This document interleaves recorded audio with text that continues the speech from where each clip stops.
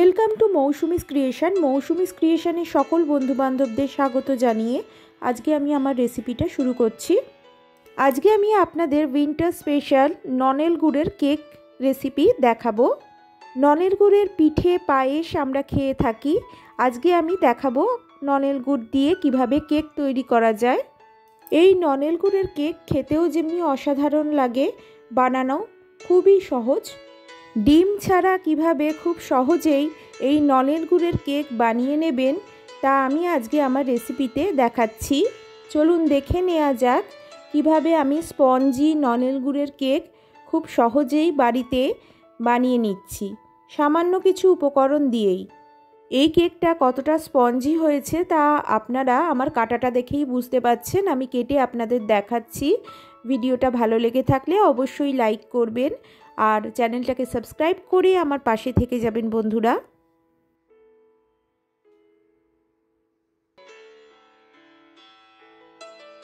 প্রথমে আমি নিয়ে নিচ্ছি 1 কাপ দই।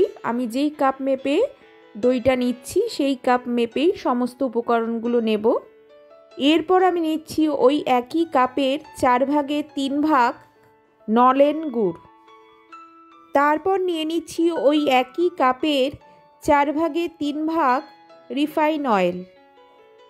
সমস্ত উপকরণ দিয়ে আমি ভালোভাবে মিশিয়ে নিচ্ছি, উইক্স দিয়ে ভালোভাবে মিশিয়ে নিচ্ছি। একটু ধৈর্য নিয়ে ভালোভাবে মিশিয়ে নিতে হবে। একটা ক্রিম ভাব চলে আসবে। মেশানোটা ভালোভাবে হয়ে গেলে আপনারা নিজেরাই বুঝতে পারবেন। দেখুন এই রকম একটা ক্রিমি টেক্সচার চলে আসবে। কিছুক্ষণ এটা রেস্টে রেখে দিলাম। আমরা পরের স্টেপে আরেকটা মিক্সিং বলে নিয়ে নিচ্ছি এই কাপ মেপে 1.5 কাপ ময়দা। আমি যেই কাপ মেপে প্রথমে নিয়েছিলাম সেই একই কাপ মেপে নেবেন। আমি একটা ছাঁকনির সাহায্যে ময়দাটা এইভাবে চেলে নিচ্ছি। ময়দাটা ভালোভাবে চেলে নিলে কেকটা খুব স্পঞ্জি হয়, সেই জন্য ময়দাটা অবশ্যই চেলে নেবেন বন্ধুরা।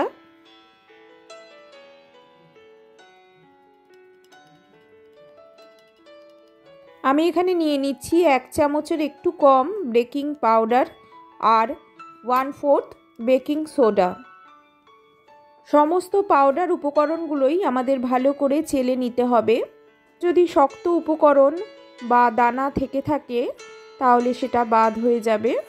সমস্ত শুকনো উপকরণ একসঙ্গে মিশিয়ে নিয়ে তারপরে আমি আগে যেই ব্যাটারটা করে রেখেছিলাম সেই ব্যাটারে অল্প অল্প করে দিচ্ছি আর উইক্স দিয়ে এইভাবে নাড়িয়ে নিচ্ছি। অল্প অল্প করে দেবেন বন্ধুরা আর এইভাবে উইক্স দিয়ে নাড়িয়ে নেবেন। একসঙ্গে দিলে ডেলা পাকিয়ে যাবে। অল্প অল্প করে দিয়ে আর নাড়াবেন আর মেশাবেন।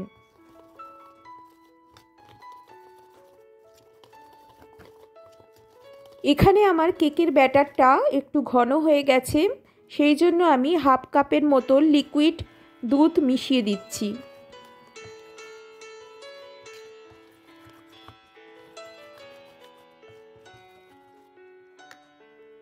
দেখুন বন্ধুরা কেকের ব্যাটারটা ঠিক এই রকম হবে। এর মধ্যে আপনারা নলেন গুড়ের এসেন্স ইউজ করতে পারেন। আমি আজকে কোনো এসেন্সই ইউজ করব না। ব্যাটার ভালোভাবে তৈরি করে নেওয়ার পর আমি একটা কেক মোল নিয়ে নিলাম। কেক মোলের ভেতর আমি একটু রিফাইন অয়েল এইভাবে লাগিয়ে নিলাম। অবশ্যই সাদা তেল ইউজ করবেন। সাদা তেল না থাকলে আপনারা বাটারও ইউজ করতে পারেন।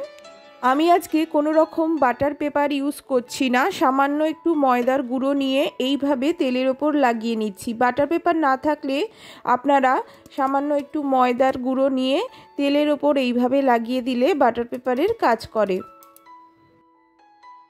তারপর আমি কেক মোলের ভেতর কেক ব্যাটারটা ঢেলে নিচ্ছি। কেক মোলের ভেতর কেক ব্যাটারটা ঢেলে নেওয়ার পর আমি একটু ট্যাপ করে নেব যাতে এর মধ্যে কোনো বাতাস না থেকে যায়। আজকে আমি মাইক্রো ওভেনে কেকটা তৈরি করছি। আপনারা চাইলে গ্যাস ওভেনেও করতে পারেন। মাইক্রো ওভেনটাকে প্রথমে প্রিহিট করে নিচ্ছি। কনভেনশন মোডে 180 ডিগ্রি সেট করে 4-5 মিনিট আমাদের প্রিহিট করে নিতে হবে। আপনারা যদি গ্যাস ওভেনে করেন গ্যাস ওভেনটাকেও প্রিহিট করে নিতে হবে।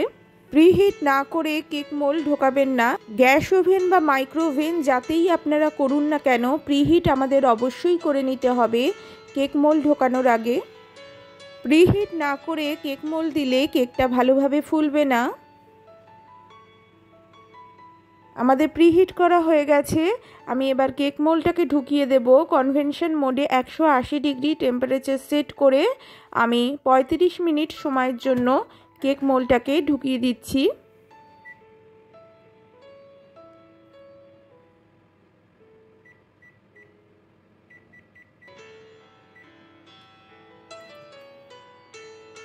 আপনারা যদি গ্যাস ওভেনে করেন তাহলেও আপনাদের 40 থেকে 45 মিনিট সময় লাগবে, আর মাইক্রো ওভেনে যার যার পাওয়ার ক্ষমতা অনুযায়ী 35 থেকে 40 মিনিট সময় লাগে।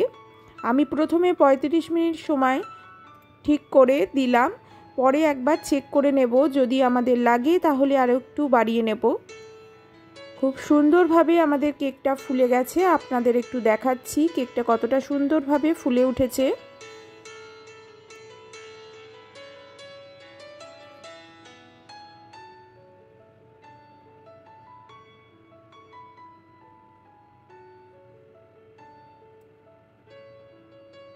আমার কেকটা হয়ে গেছে। আমি একবার বার করে চেক করে নিচ্ছি। একটা টুথপিক দিয়ে এইভাবে মাঝখানে একটু ঢুকিয়ে চেক করে নিতে হবে কিছু লাগছে কি না। এখানে আমার একটু মনে হচ্ছে হবে। আমি আর একবার মাইক্রো ওভেনে ঢুকিয়ে দিচ্ছি, মোটামুটি 4-5 মিনিট টাইম সেট করে। একইভাবে কনভেনশন মোড করে 180 ডিগ্রি টেম্পারেচার সেট করে 4-5 মিনিট সময়ের জন্য। অবশ্যই আপনারা কেকটা চেক করে নেবেন, মাঝখানটাই চেক করবেন। একটা টুথপিক বা একটা ছুরি বা একটা কাঁটা চামচ দিয়ে এইভাবে চেক করে নেবেন অবশ্যই কেকটা ঠিক মতো হয়েছে কি না, না হলে আবার একবার দিয়ে দেবেন।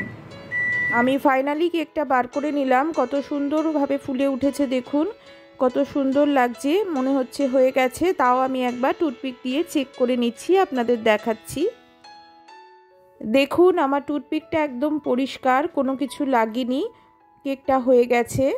চেক করার সময় টুথপিকে যদি কিছু না লেগে থাকে তাহলে বুঝবেন কেকটা আপনার হয়ে গেছে।